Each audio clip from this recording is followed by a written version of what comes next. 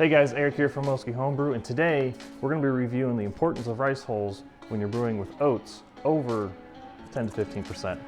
Coming up next.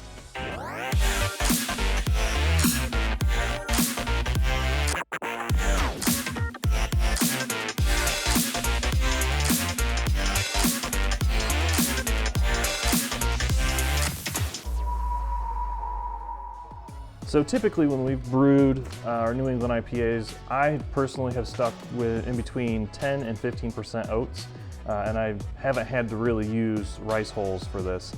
So today I'm going to bump that up to 24% flaked oats, 70% two-row malt, and 6% white wheat malt. And we're going to use a pound of rice hulls and hope we don't end up making oatmeal today. So I've got my strike water behind me heating up. Next thing I got to do is get my grain bill together, mill it. So let's get the scale out and review the grain bill for this brew day.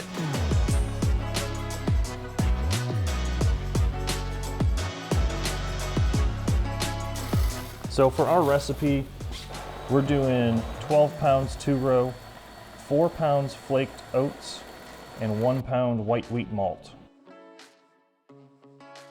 Imagine making a bowl of oatmeal and trying to run additional water through the oatmeal. It just doesn't work that well. So the rice hulls kind of help cut the oatmeal and allow the water to flow around it. Even if you're doing brew in a bag, because a lot of what's in the oatmeal you're gonna want to get out.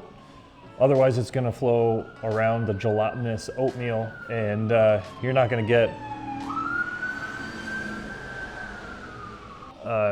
be able to get what you need or what you want out of the oatmeal unless you use the rice hulls. So anything above 10% to be safe, you could probably stretch it to about 12 or 15%, and under, you probably don't need the rice hulls. Or you could be on the safe side and just use rice hulls about to 25% of your total oats and be done with it there. I've done 10% and been okay. We're doing 26% today, and we're using a pound of rice hulls. So that's 4 pounds oats to 1 pound rice hulls. And if you want to take a chance and not use the rice hulls, just remember oatmeal. So one reason I'm doing this for my New England IPA I'm brewing today is, like I said, I've been doing 10 and 15%, and I haven't quite gotten that mouthfeel that I've been looking for. I've been doing some reading up online. A lot of people seem to increase their flaked oats, and it seems to increase the mouthfeel or the creaminess, the smoothness of the beer overall. And doing some additional reading, there's been some studies where actually too much flaked oats will actually hurt your head retention because of the fats that are found in the flaked oats. So I'm kind of interested in seeing the final product, seeing if it is creamier, smoother, that real New England IPA, easy drinking, low bitterness kind of beer. But I'm also going to be looking at the head retention. Hopefully it doesn't kill it too bad, and we'll just see at the end of the video. All right, so our grain temp is up to 60. After transferring our strike water to the mash tun now, it's in there. We lost about 20 degrees doing that. Splashed myself with 180 degree water. So we're gonna give it some time. It's gonna warm up the mash tun a little bit, which is good because we wanna get that insulation warm to begin with. And then once it hits about 169, 168, we're gonna add our grain to the mash tun and mash in.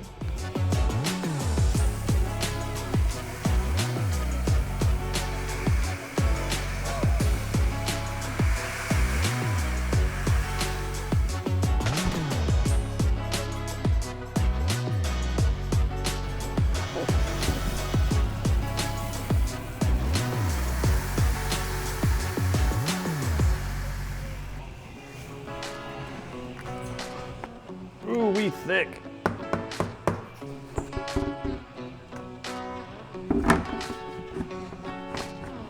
So we got 4 gallons left of our sparge water, and we're gonna go ahead and start warming it up.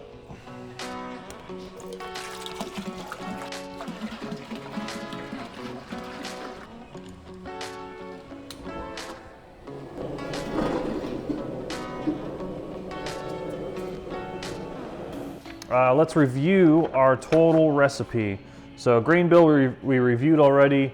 Our hop schedule, we're gonna do El Dorado at 60 minutes at a 1/4 ounce, Cascade at 5 minutes at 1/2 ounce, Citra at 5 minutes at 1/2 ounce, and then we've got an ounce of Citra, Cascade, and El Dorado for steeping and whirlpool. And then we've got dry hop schedule of an ounce of each at 6 days and 2 days.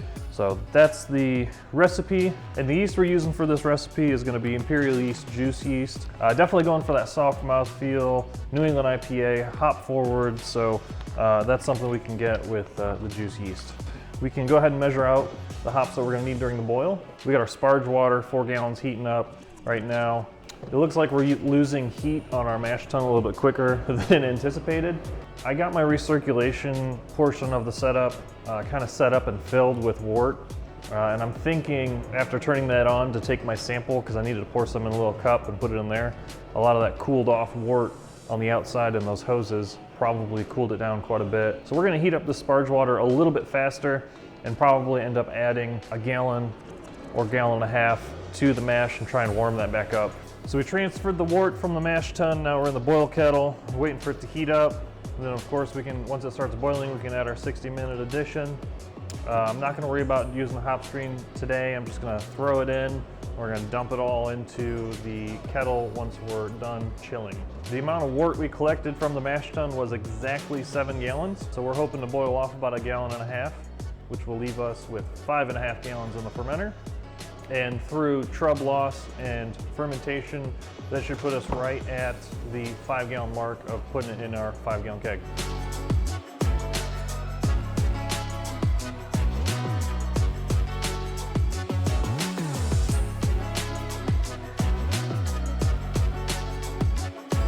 So we've been whirlpooling for about 15 minutes now. I just turned back on the chiller, so we are cooling back down. We're going to probably go to about 65, 70 degrees for pitching temperature.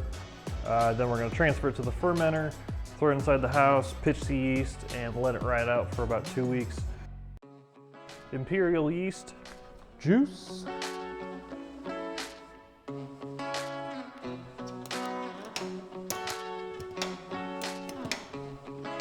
If you guys have any questions, leave a comment below. If you like this video, give it a thumbs up. Make sure to subscribe, and we'll see you guys next time. I'm drinking coffee, but cheers.